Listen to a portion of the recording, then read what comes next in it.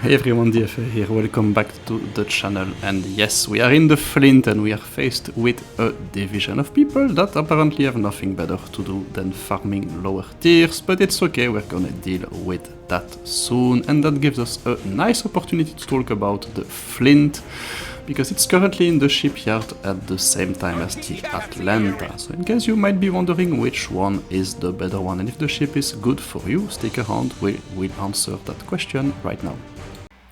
And here we have it with a couple of other tier 7 premium cruisers, light cruisers. There's quite a lot of superstars at that tier in terms of premium cruisers, and the Panasian Chumpon, which is kind of the other big DD. So differences with the Atlanta and the Flint. Atlanta gets 2 sonar charges, you get 2 radar charges. If you use Kincaid, you can get a third one. 5 AA, you get only 3, but honestly that's more than enough. And you trade your smoke screen, 1 charge of your smoke screen for 3 fuel smokes. Makes a pretty big difference in terms of survivability and gameplay, if you ask me. For the rest, pretty small ships, not a lot of hit points. Those are very, very small light cruisers or pretty big DDs, depending on how you play them.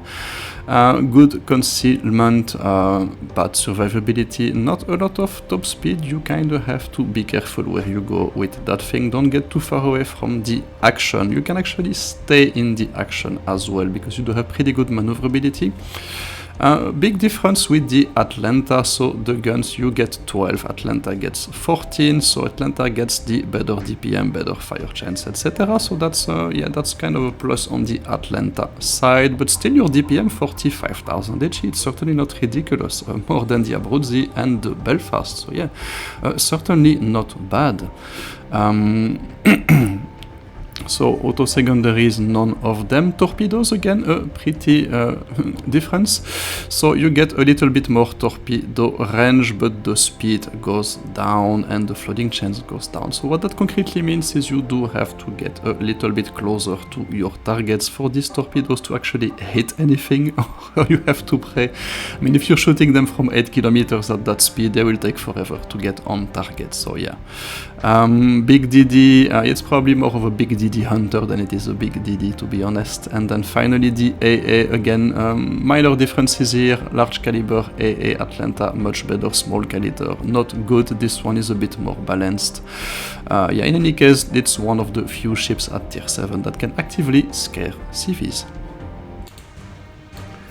And so yeah, it's a big DD, very, very light cruiser that has to get close to deal damage, whether it's with its guns or with its torpedoes, and it gets a radar and a fuel smoke. And that's amazing, radar at tier 7. Let's see if we are in a range to be annoying that Bliska, because that must be the Bliska. And yep, caught with your pants down right in front of the other DD.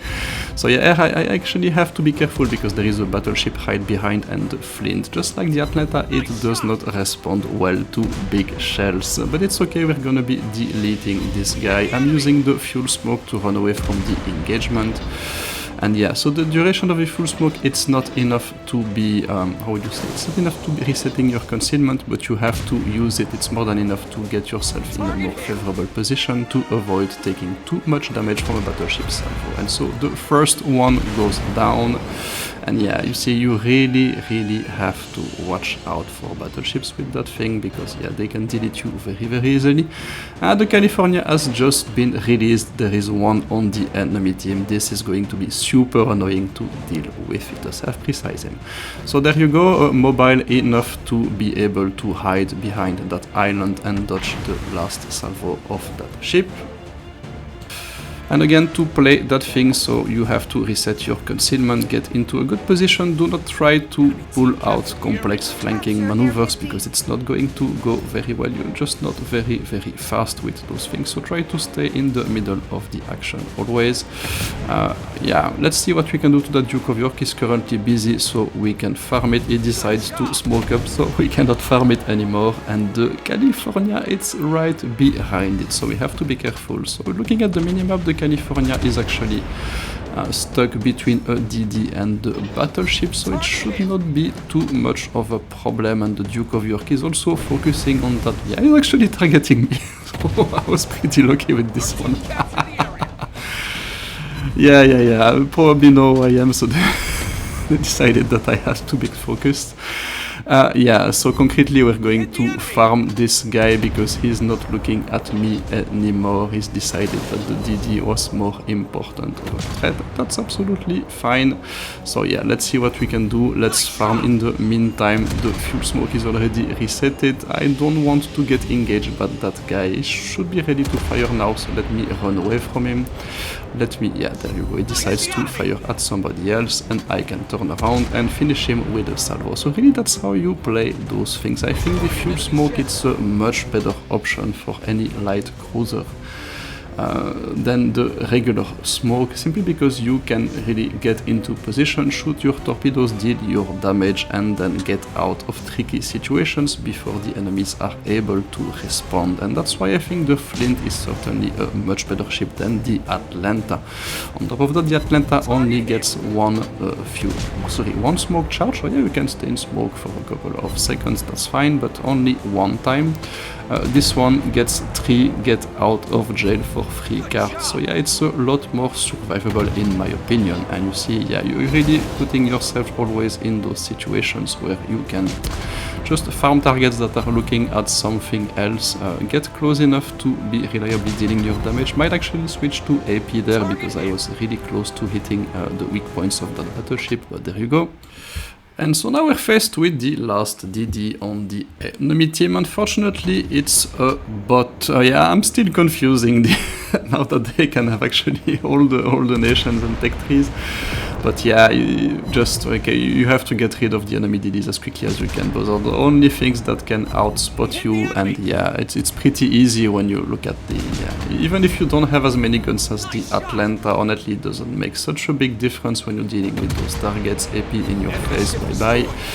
And now, yeah, it's a sure win. The enemy team still has a Flint and a battleship. It's a bot battleship. Yeah, it should be a relatively easy win for us. We have predominantly humans, so that's good.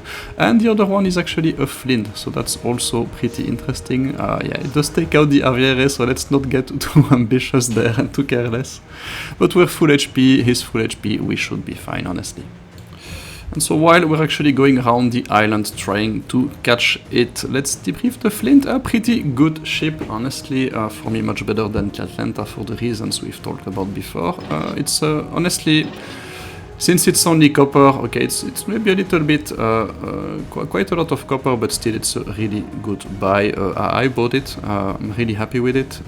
It's one of the few ships at tier 7 that can give the middle finger to CVs, and we just had another one in the blitz pass with the California, so it's good that Wargaming is considering adding more of these ships to annoy Saipans and Kaga. So yeah, don't get too excited, you're not going to be stopping Kaga's entire wave of planes right in the air, but yeah, you can still make them think twice about their life choices.